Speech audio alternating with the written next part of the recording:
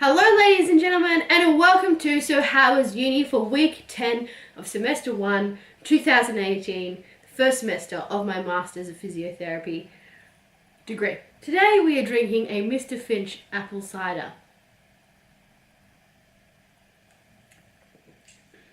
That's interesting. The main thing that happened this week was that my second assessment for the subject pain, neuroscience and management was due. It's actually due on Sunday, so I wanted to get it done obviously early because that's the kind of person I am. I don't want to stress about it. I want to get it over and done with and submit it and forget it and not have to be stressing about it, right up until the due date. Basically what it is it's a workers' compensation form. You have to fill out a whole bunch of information about the client's symptoms, the client's outcome measures, what barriers are going to present themselves to being non-conducive to the patient responding to treatment or getting better, some goals that you've talked about and set with your patient, what they're going to have to do to achieve those goals and what we're going to do to help them achieve those goals, and then a rationale for why it is we are prescribing that treatment or referring them on to other people. I feel like it's a very straightforward form to fill out. It's pretty self-explanatory. There are some bits that are a little bit complicated, particularly to do with all of the pricing of the services that you're requesting. But even if you read the document that tells you what to do, it's pretty clear, it's pretty straightforward, you just need to put it in. But yeah, I found that to be the most fiddly part of the whole assessment. I didn't really have a problem with justifying why I was prescribing certain treatments for my patient, which was really good. I feel like I have a really good understanding of why it is we prescribe certain treatments for certain conditions. So that has really reinforced my confidence in what I have learned over these past 10 weeks. Yes, I am knowledgeable. Yes, I am learning something. Yes, I do know things. Yes, I could probably get by if I was assessed on this right now. So I'm really good with treatments, why we do them, what they're going to help you with, outcome measures, why we do them, what information they give you, and how they can help guide your treatment. I just didn't like the fact that it took me ages to finish. I don't know why it took me ages to finish. I feel like I could have sat down and finished this assessment in one day if I had dedicated a whole day to it. But for some reason, I just kept coming back to the form and having to redo things and tweak things and change things here and there, and it just drove me insane by the end of it, and I just didn't want to look at the form anymore. I also didn't feel like it was a good representation of what we would do in the real world. Yes, it's a real world form. Yes, it's something that we will have to fill in at some point in our careers. We are going to be dealing with workers' compensation patients. It's just a thing that will happen. So it was really good that we were exposed to the form, how to fill it out. I just feel like, in a real world scenario, you would only get the 30 minutes that you have in between patients to fill out a form like that. Whereas I had days and days and days and days to get it perfect. Yeah, that was a little bit of a thing, but at least I know that you wouldn't put all of this effort into a form like this. You definitely want to be focusing your efforts elsewhere, focusing your energies towards helping the patient out, not filling out a bloody form. It was a thing we had to do, and I've done it, and it's done. Another thing that we've started is the next assessment next two assessments for pain. One of them is an explain pain assessment. Using that same case study that we have for the form, we're going to have to explain what pain is, why they're feeling it, how they can manage their pain in 5 minutes.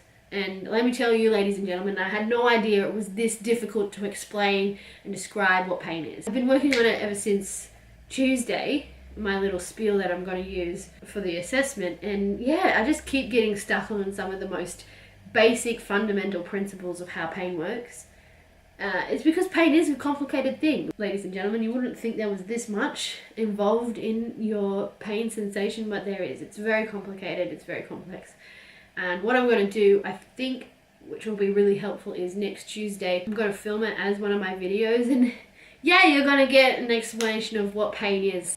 Hopefully, it'll be something that you guys can understand, and I want you guys to help me. I want you to give me feedback on the way that I deliver this speech.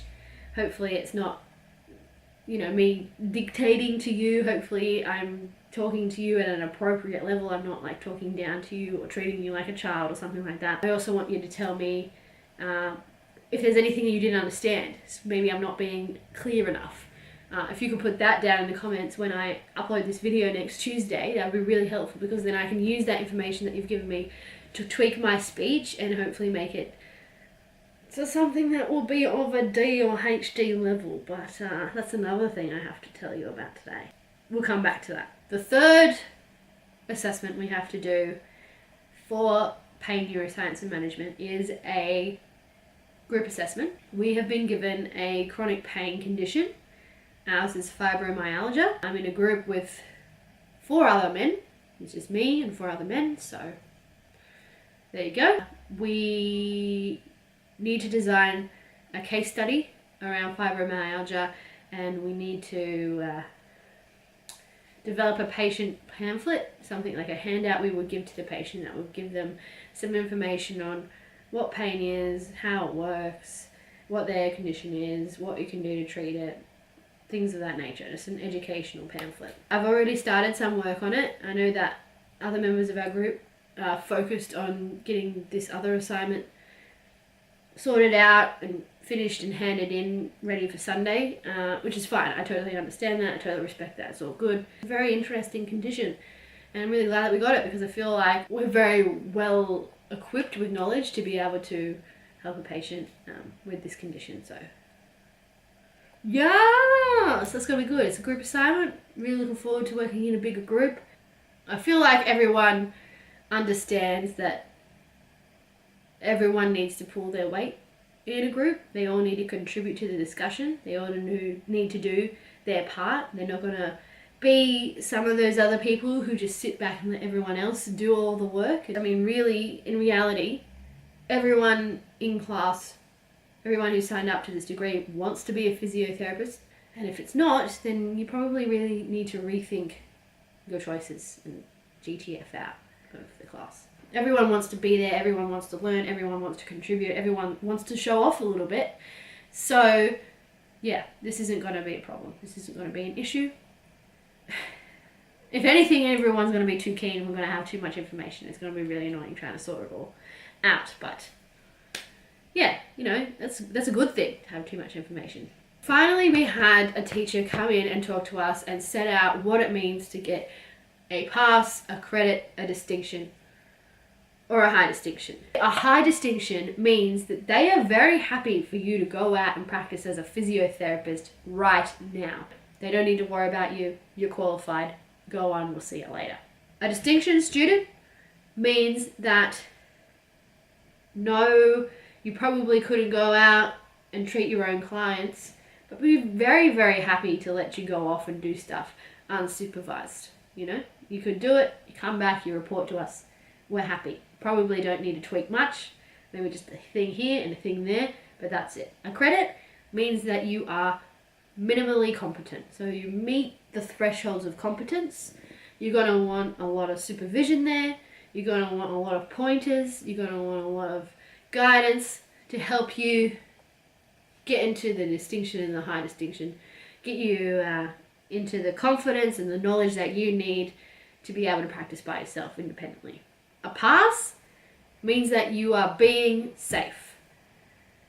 There's a lot of gaps in your knowledge, but you are very safe with what it is you are doing with your patient. We're going to need to give you a lot of guidance, going to need to give you a lot of education and a lot of knowledge, but at least you are being safe with them.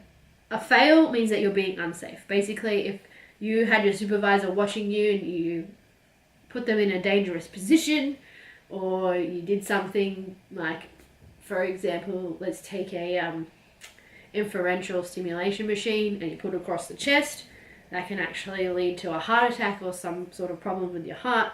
That would be putting the patient in danger. That's a fail.